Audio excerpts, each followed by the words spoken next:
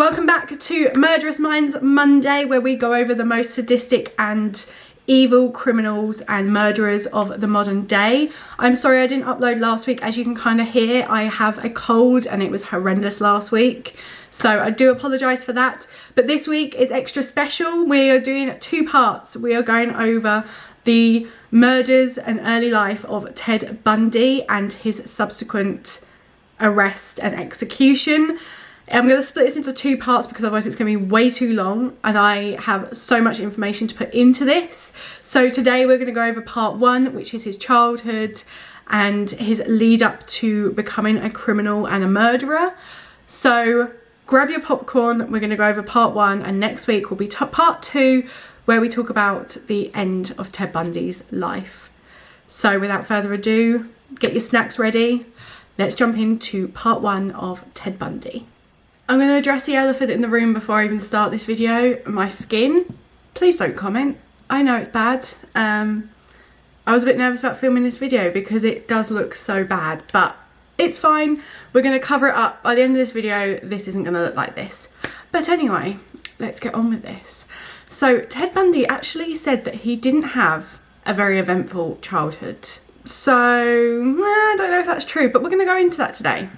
So Ted Bundy was actually born as Theodore Cow, and he was born on the 24th of November 1946 in a home for unwed mothers, and this was in Burlington, Vermont. So no one actually knows who his biological father actually is. There's a lot of speculation over who it could be. It could be a war veteran, it could have been someone in the RAF. We are not 100% sure. But his mother was 22-year-old Louise Cow, and she stayed in the home for unwed mothers for 2 months after Theodore, or Ted, was born. And she actually did consider putting Ted up for adoption, but she decided in the end to keep him. Her father, Sam, insisted that she move back into the family home, and he wanted the baby to join the family in Philadelphia. So when Ted moved into the family home, he was actually brought up thinking that his mother, Louise, was actually his sister, and that's how the family wanted him to view her. However, Ted did later say that he never really believed this and always thought that Louise was his mother, since he didn't really think that there could have been a 20-year age gap between him and his sister. Which is unusual, but it's not impossible. But yeah, he figured it out quite early on that Louise was not his sister and was in fact his mother. At a first glance, the Cows, so Ted Bundy's maternal family, so his maternal grandparents, seemed like a very normal family on the outside. But we know that can all change. His grandmother actually suffered with severe depression and agoraphobia, and his grandfather was described as having a raging temper that could come out at any time. His grandfather's temper would actually be towards family members as well as like pets. So that's red flag number 1. His grandfather is abusing family members and animals. Some people actually theorise that Ted Bundy is actually the result of Louise being raped by her father, Sam, and that actually Sam is Ted's biological father, but there's no evidence of this. It's also possible that Ted experienced physical abuse and psychological abuse at the hands of his grandfather, although he would later deny that this was ever the case. But it is possible, with the way that his grandfather treated people, that Ted was one of those people. So from an early age, Ted exhibited very disturbing behaviours.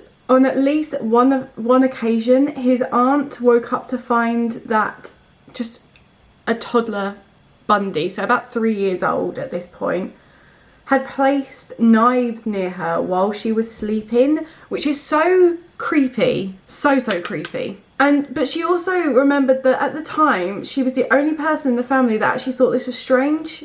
Everyone else kind of thought it was just normal behaviour and just sort of brushed it off, which is even stranger. And so nothing was done about this behaviour from Ted. When Ted was about 3 years old, he left Philadelphia and moved to Tacoma, Washington with his mother. Her brother John Cow invited her and Ted to live with him. As they were moving to a new city, to avoid like attention of Bundy being illegitimate, she changed his surname from Cow to Nelson before the move to show that he had a father, so that their names were different. But the move was very upsetting for Bundy. He really missed Philadelphia and missed like his family, and initially didn't settle in Tacoma, Washington at all. A blood relative of Ted called Edna Cow Martin lived in Tacoma, and Edna stated that Ted tried to attach himself to her. She had what he wanted. She was wealthy, in with the it crowd in Tacoma, and she was socially and financially advantaged compared to Ted's family. So her parents were both had college degrees, and John Cow was a renowned concert pianist who took his family around the world and landed university employment. And also the couple knew people of wealth and status, and Martin was happy to show Bundy this world and like introduce him to people, but she was unaware that he fumed. He was so angry over his lack of like status. And this was emphasised when his mother Louise met a man called John Bundy, who was an army hospital cook. In 1951, so Bundy is about 5 years old at this time, Louise and Johnny married, but Ted was so jealous of his mother's new relationship that he would have deliberate tantrums in public, and he would actually wet his pants to show how much he hated this relationship, which is crazy. However, these outbursts didn't stop Louise's new husband from actually adopting Ted and giving Ted his surname. So this is where we get the surname Bundy, is from Johnny Bundy. The relationship between Ted and his stepfather was always tense. Ted was very materialist. I can't say it. Ted was obsessed with material things. He loved the newest, shiniest things.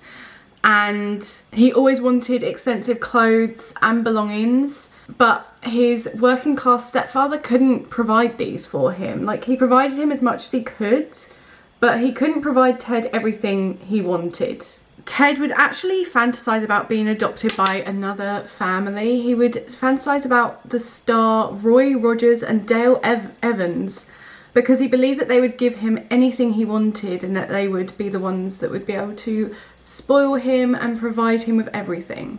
And as Ted grew older, he belittled his stepfather and treated him like an idiot. So just treated him like he wasn't very intelligent. Friends would also witness Ted provoking his stepfather, who would sometimes actually strike Ted in frustration because he didn't know what else to do. Also, around this time, there was a lot of tension between Ted and his mother. Louise always made sure physically that Ted was like cared for. However, she went on to have 4 more children with Johnny. So he's now one of 5 children. And obviously this means that her love and her attention is divided between all these children. So Ted felt that he was actually unloved by his mother and that she kind of just forgot about him. He would also end up being a babysitter for his younger siblings when he would come home from school, obviously being the older sibling. But Ted's stepfather did try to have a relationship with Ted. He tried to involve him in like camping trips and family activities. And this was trying to form a bond between him and Ted, but this just never happened. It just never worked out how he wanted it to. Ted also ended up becoming very uncomfortable around his stepfather and just preferred to be on his own. Like, he didn't want to be around anyone at this time.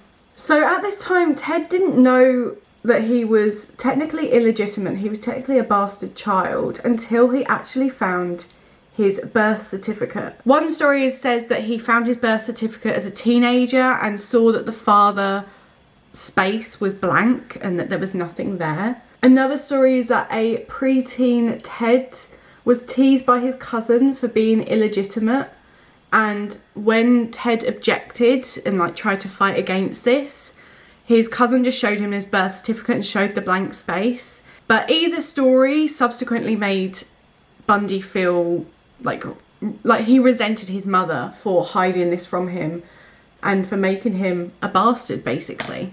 Even though she tried to give him everything that he wanted. Like, he had a father now, but he just didn't want his stepfather to be his father. Ted's friends tried to reassure him of his illegitimacy and say that it didn't matter, but Bundy was just bitter towards this, and he always felt like he saw himself as a bastard from this point on. As a youth, Bundy was incredibly shy and uncomfortable in social situations, and he was often teased and was the butt of jokes at school. Even with these humiliating experiences and being the butt of all these jokes, he managed to achieve a high grade point average, which would actually continue in college and in high school. However, when he did go to high school, his appearance blossomed and his popularity increased, and he was considered to be a well-mannered and well-dressed student. Despite his popularity at high school, Ted actually rarely dated. His interests lay more with extracurricular activities such as skiing and politics. He actually had a real fascination for politics, which would actually manifest later on and would actually influence what he studied at university. So his childhood contained many normal moments, and he took jobs delivering newspapers and mowing lawns, and he attended church with his parents and became a Methodist Young Fellowship's vice president. So he's quite involved in his community as well. He also went on to actually save a friend's niece when she was at risk of drowning, which is a strange turn of events for someone who would later become one of the most sadistic murderers in American history. But he actually saved this little girl from drowning. However, he did have these odd things that he would do. A Boy Scout remembered Bundy once coming up behind him and hitting him over the head with a stick, which is very strange behaviour. He stated that Ted liked to scare people and sort of scare people into liking him. They also recounted his fondness for digging holes, which is a very strange thing to do. And he would put stakes in these holes and then cover them with vegetation. And at least one girl fell in these holes and hurt her leg. So they were like tiger traps, basically. Ted always stated that he was just one of the boys and said that he spent much of his free time playing football and skiing on the weekends. But one of the people at school remembered him that even in high school, he didn't fit in with any of his peers. He was very much an outcast. Bundy also started to become violent with animals. He used to pull mice apart in the nearby woods. He would buy these mice from the pet shop, and just to play God, he would round up the mice and then choose which ones would live and which ones he would pull apart and murder. He just had this desire to exert control over any living creature. He also enjoyed detective stories filled with gore and depictions of rape and murder. This was something that he liked to read in his spare time. It is possible that he actually started looking at pornography from a very, very young age, long before he was a teenager. It's possible that he actually broke into his grandfather's pornography collection, and he moved out of his grandfather's home at 3 years old. So he was exposed to this before he was even 3 years old. Bundy would actually sometimes masturbate inside a closet at school, and he would get doused with water and his classmates found him. It's a very strange thing to be doing. Could you imagine the embarrassment of being found in that compromising position in a closet by classmates? He also began to break the law from a very young age. He was a good skier, and he would actually often shoplift ski equipment that he couldn't afford but desired to have. Obviously his family couldn't afford to pay for him to do this. I'd call it a luxury sport, skiing, because it is quite expensive to do. And he would also forge lift tickets for the ski lift so that he could actually just go on the slopes without paying anything. As a teen, he also attempted car burglary. He was caught and received a warning and didn't commit that offence again. However, most disturbingly, he actually became a peeping Tom. So he would look in people's windows and watch them get dressed and just go about their lives, just standing there watching them, which is creepy as hell. And actually being a peeping Tom is actually a precursor of possibly becoming a sexually violent person in the future. It is speculated that Bundy actually claimed his first victim when he was just 14 years old. Although he wasn't charged, it is highly likely that it was him because of the way that the murder occurred. The first possible victim was an 8-year-old girl called Anne Marie Burr, who disappeared from her home in Tacoma in the middle of the night on the 31st of August 1961. At the time, 14-year-old Ted lived a few miles away from the Burr house, but it's possible that he'd actually been spying on people's homes in the area that night that this happened. And it's possible that he spotted this girl and wanted to commit his fantasy of doing a violent attack. There were a few clues left in the home. Among these clues were an open window, a footprint, and an unlocked front door. Anne-Marie's parents and sister were actually in the house when she vanished but didn't hear anything. And a lot of Bundy's future victims were taken when there were people in close proximity that would have been able to hear him if he'd made any noise. Anne-Marie's mother felt that her daughter must have known her abductor, and Bundy may have met Anne-Marie on his paper route when he was visiting his uncle who lived in the neighbourhood. Bundy denied any responsibility for Anne-Marie's disappearance. He even denied it when Anne-Marie's mother wrote to him when he was finally caught, asking for closure before his execution. However, although Bundy confirmed there were more victims that he was ever linked to in the case, he never admitted to Anne-Marie's disappearance or her being his first victim. In 2011, the DNA evidence was collected from the home, so it had been stored and compared to his DNA, but there just wasn't enough DNA there to confirm that it was a match to Ted Bundy. It's still largely speculated that his murderous acts started from childhood and that he was committing murders at such a young age. Following high school, Ted attended college at the University of Washington, and he worked his way through school by taking some low-paying jobs as like a busboy and a shoe clerk. However, he never held a job for very long and his employers found him very unreliable. Although he was actually unreliable outside of school, he was very dedicated to his studies when he was at school. However, his focuses changed in 1967 when he got into a relationship that would actually change his life forever. While studying at the university, he fell in love with a wealthy, pretty young woman from California called Diane Edwards. She had everything he wanted. Obviously, she's from a wealthy family. She had class, she had influence, she had everything that Ted had wanted from a young age. However, this love interest of Ted's, or his girlfriend, whatever you want to call her, was not as interested in Ted as he was in her. So he was smitten with her and obsessed, but she was not as interested. She liked him but believed that the relationship had no real direction and that it wasn't going to end up going anywhere. Like, he wasn't really like husband material or father material for any future kids that she wanted to have. He actually introduced his girlfriend to the Martins, so Edna, and seemed to want his girlfriend to think that he'd actually come from a privileged background as well. And she didn't like this and felt like he was lying about his upbringing. He actually told her that he had a prestigious scholarship to Stanford University in California just to impress her, but when he actually went to Stanford, his immaturity was exposed. In 1967, after his girlfriend graduated university, she broke up with Ted. She was just a young woman who realised that Ted had some serious character flaws. He was devastated that this relationship had ended, and many of his later victims actually resembled his college girlfriend. So long dark hair, very attractive young women students.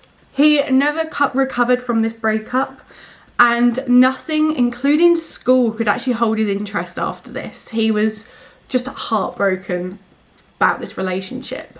He managed to stay in contact with this ex, and she returned to California, but she seemed very uninterested in getting back together with Ted, even though he was really trying at that time. So his dishonest behaviour really started showing at this point. He started stealing from work and school and burglarising homes for TVs and other valuable items. He then switched from a shy, introverted person to a more focused and dominant person. He re-enrolled in university and decided that he would focus on his studies again, and he became an honours student and was well liked by his professors at the university. It is also at this university again that he met another young woman by the name of Elizabeth. This isn't actually her real name, but that's the name that she goes by. Elizabeth worked as a secretary and was somewhat of a shy and quiet woman. She was a divorcee who seemed to find Ted to be the perfect father figure for her daughter. Elizabeth was deeply in love with Ted from the start and wanted to one day marry him. So now he's got a woman that's obsessed with him, like he was obsessed with his previous girlfriend. However, Ted was not ready to get married and settle down, and he felt there was like far too much that he still needed to achieve in his life and still wanted to do. Elizabeth knew that Ted didn't feel as strongly towards her as she did towards him, so now it's the opposite way round for Ted in this relationship. She had a feeling on many occasions that Ted was actually cheating on her and meeting up with other women, but just didn't have any proof of this. But she hoped with time that Ted would sort of come around to her and he would eventually change his ways just for her. She also wasn't aware of his previous relationship to this girl who he was actually still seeing in California, and continued to like meet each other and speak. However, between 1969 and 1972, Ted's life seemed to change for the better. He was more confident with high hopes for the future, and he began to send out applications to various law schools that he wanted to attend. He worked on a campaign to re-elect a Washington governor, which allowed him to bond with politically powerful people. So he's getting into that circle that he wants to be in, of being with people of influence. He was pleased with his the path that he was on at this point and where his life was heading. He was doing what he wanted. He was involved in politics like he liked. He was getting involved with people of higher status, and he loved that. He was actually commended by the police for saving a 3-year-old boy who was drowning in a lake. So he saved another person as well. Again, so strange for someone that would go on to commit such horrendous, gruesome murders. In 1972, he graduated from the University of Washington with a degree in psychology, and he was accepted to attend a law school in Utah. However, he never earned his degree, and in 1973, during a business trip to California for a political party, he met up with his old girlfriend. She was amazed by the transformation that Ted had made, as he was much more confident and more mature, and she could see that he'd really changed. They met several times after, but she was not aware of Elizabeth at home. During his business trip to California, he dated his ex-girlfriend, and she once again fell in love with Ted. Marriage was a topic which he brought up more than once with this girl in California during the fall and winter, so autumn and winter of 1973. However, just as suddenly as this romance had started, Ted suddenly changed radically. Ted had once been so affectionate towards her, and he was suddenly cold and distant, and it seemed as though Ted had lost interest in her in just a few weeks. She was clearly confused with this change in behaviour, and in February 1974, with no warning or explanation, Ted just never turned up again. She never saw him and never heard from him again. So he had actually been able to get the revenge that he wanted. He was able to reject her just as she had rejected him. So now we get on to the horrendous crimes of Ted Bundy. 21-year-old Linda Ann Healy was a very accomplished young woman. Morning radio listeners would hear her friendly voice announcing the ski conditions for the day in Western Washington, and she was beautiful, tall, a very slim girl. She was raised in an upper middle class environment, and she was a senior at the University of Washington. She also worked with children who were mentally handicapped, so she just sounds like such an amazing young woman. Linda shared a house nearby to the university with 4 other young women, and on the 31st of January 1974, she and her friends went out for a few beers, and they were at a dinner at Dante's, which was near the university, which was very popular with university students at the time. They didn't stay there long, and Linda went home to watch TV and talk to her boyfriend. And she then just went to bed. Her roommates next door heard no noises coming from Linda's room all night, so they just thought that she was asleep. Linda had a very scheduled morning routine, like she would get up at the same time every day. She would get ready for work at the radio station. So she would get up at like 5:30 a.m. to get herself sorted. Her roommates heard Linda's alarm going off, but it just kept going off. So Linda hadn't woken up. The roommates finally got up and went to Linda's room to turn it off. They then heard the phone ringing, and it was the radio station saying that Linda hadn't turned up for work. However, the roommates thought, oh, she must just be running late because she's not here, so she must be on the way and she'll be there soon. So that's what they thought. However, her parents then called that afternoon to find out why Linda hadn't turned up for their weekly family meal. She always turned up for this family meal, and she just didn't this day. But no one had seen Linda that day. She had just vanished from the house. Linda's parents then called the police to report their daughter missing, and in her room they found Linda's bed had been made up in a way that Linda would never have done. In fact, Linda was actually one to never make her bed. So that was strange to begin with. They also noticed that a pillowcase and top sheet were actually missing from the bed. And there was also a small blood stain, the same blood type as Linda's, which was found on the bed sheets. There was also blood on her nightgown, which was actually carefully hung in the closet. There was another alarming clue. The doors, or the door to the apartment, was not locked when the roommates came home, and the girls were actually so vigilant with locking the doors. The police were not initially convinced that Linda was a victim of foul play. They thought maybe she'd just gone away and just not told anyone. However, in the end, police realised that an intruder had somehow got into the house, removed her nightgown, hung it in the closet, and got her dressed into new clothes, made the bed, wrapped Linda in the top sheet, and carried her out the house so quietly that none of her roommates had heard any of this going on. During the spring and summer of 1974, more female students started to disappear. There were many similarities between these cases. All the girls were white, slender, single girls who had long hair that was parted in the middle and very much resembled Ted Bundy's first girlfriend. Obviously, the police didn't know this at the time, but yeah, they really resembled her. Around the time of the disappearance, police interviewed college students who told them that a strange man wearing a cast on either arm or on his leg had been seen in the area. The stranger seemed to be struggling with his books and asked young women nearby to help him.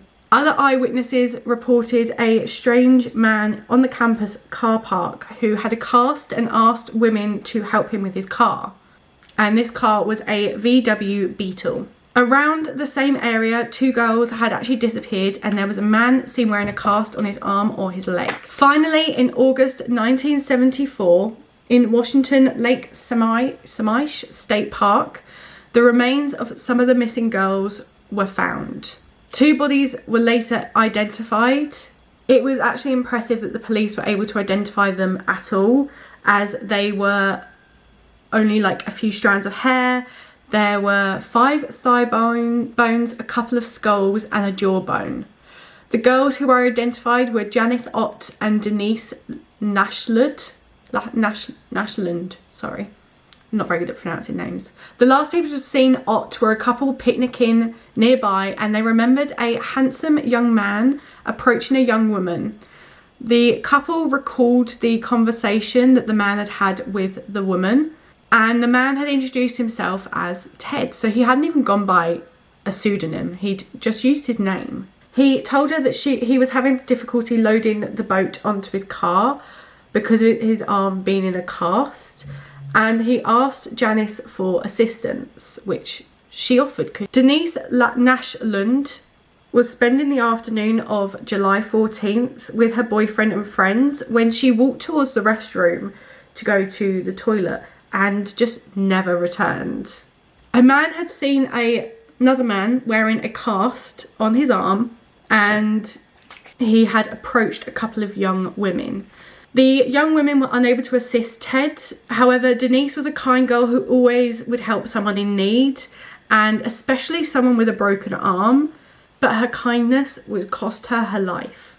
Denise Nashland was not the last woman to disappear and to be found dead. Police Chief Louis Smith in Midvale, Utah, had a 17-year-old daughter who he would often warn about the dangers in the world. Obviously, working in the police, he sees a lot of criminal activity. However, his worst fears would come true on the 18th of October 1974 when his daughter Melissa disappeared. She was found just 9 days later, and she had been strangled, sodomized, and raped. Then, just 13 days later on Halloween, 17-year-old Amy disappeared. She was found on Thanksgiving Day, laying in the Wasatch Mountains by a river. She had been beaten in the head and face with a crowbar, and she had been raped and sodomized as well. It is thought that she had been murdered elsewhere and her body had been placed there, as there was just a lack of blood at the scene for this kind of attack to have happened. Other than her body being there was no other physical evidence for police to use in their investigation. The similarities between the Washington state murders and the Utah murders was brought to police attention, and they finally linked that these murders must be committed by the same person. With each murder, the evidence to find the man responsible was mounting. Utah police and Washington state police worked together and almost agreed that it was the same man that was committing these crimes. Thanks to all the eyewitness statements from the people who had seen this man in a cast, they were able to put together a composite sketch of the man who they believed was responsible for these murders. A close friend of Ted's girlfriend saw the account of Melissa's death in the paper along with the drawing of the man that the police were looking for. She actually brought it to Elizabeth's attention that this man looked a lot like her boyfriend Ted. Deep down, Elizabeth must have known her friend was right, as Ted did really resemble the man that they were looking for in relation to these murders. Ted also owned a VW Beetle, which was the one that was described by the police as being linked to these murders. Elizabeth decided to actually anonymously call the police in August of 1974 and state that she believed that her boyfriend may be involved in these murders.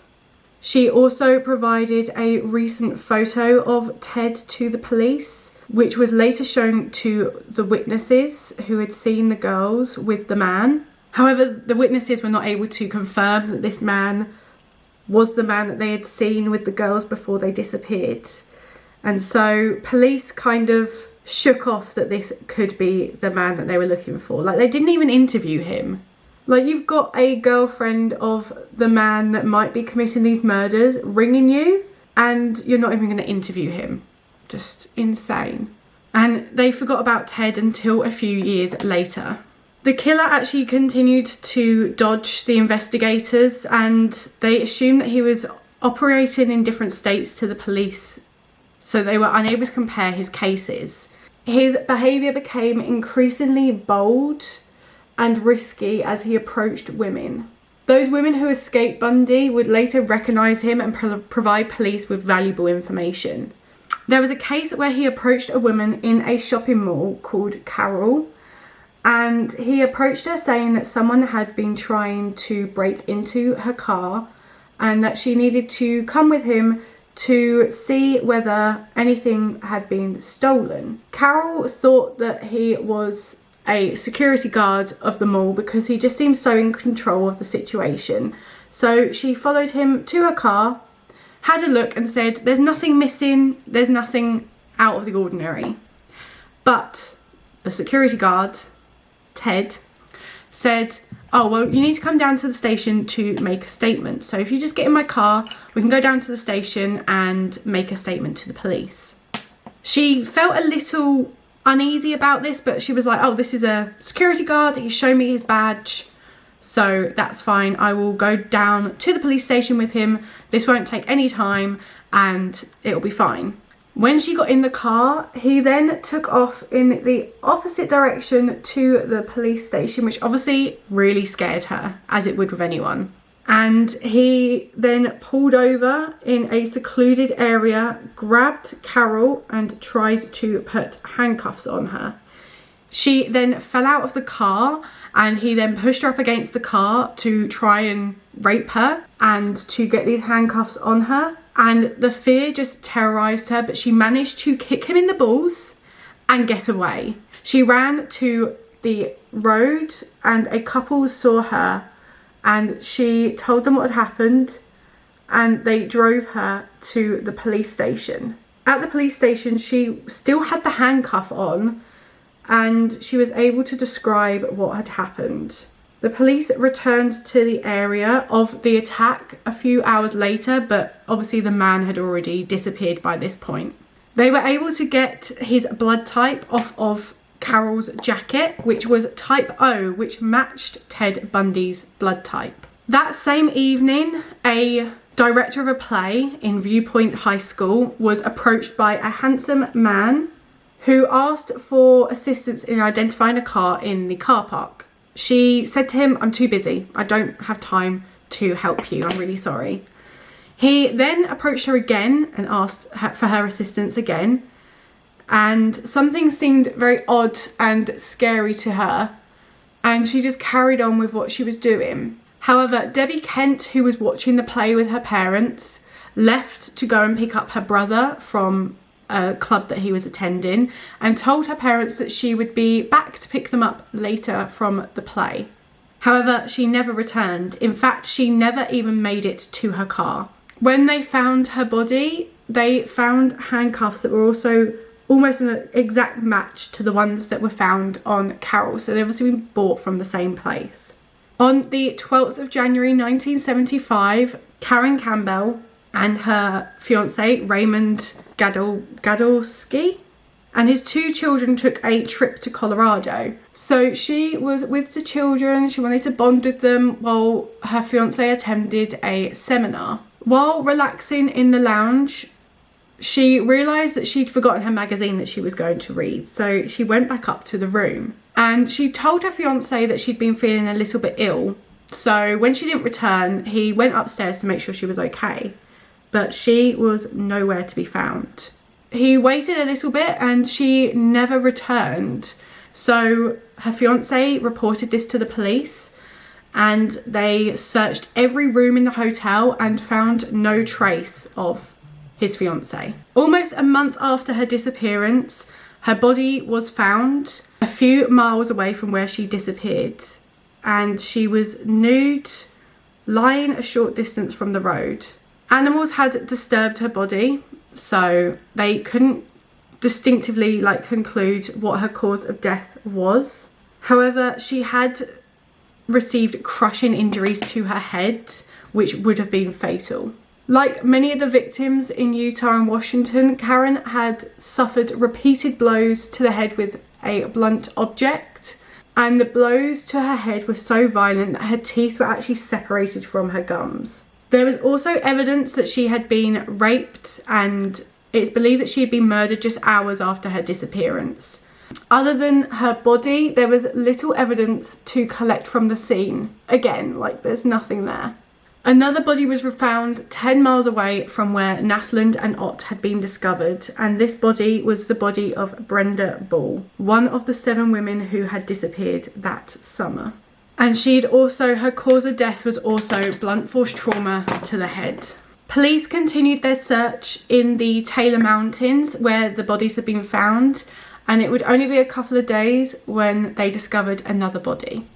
The body that was found was the body of Susan Rancourt, who had also disappeared that summer. The Taylor Mountains had become the crime scene of Ted, where he would dispose of the bodies of the women who he murdered. 2 more bodies were found that month. One of them was Linda Ann Healy, and all the victims had suffered from blunt force trauma to the head, and this was possibly from a crowbar. Police continued to unsuccessfully conduct their investigation to look for the killer, and 5 more women's bodies would be found in Colorado under similar circumstances. They were not the last to fall victim to Ted. That is the end of part 1 of Ted Bundy. There is no way I could have done this in one part. So join me next week where we talk about the rest of the murders and how the police finally got Ted Bundy and his murderous rampages were put to an end. There was no more. So let me know what you think. I know this is quite a common case and it's been spoken about a lot, but I actually learned some other things that I didn't know previously while doing my investigation. So I hope that's the same for some of you. Let me know what you think down below. Don't forget to subscribe so you don't miss next week's part 2 and all my next Murderous Minds Mondays. If you want to watch some more, they will be linked down below or at the end of the video. But yeah, stay safe out there, guys. Keep safe and well, and I'll see you next week for part 2. Bye!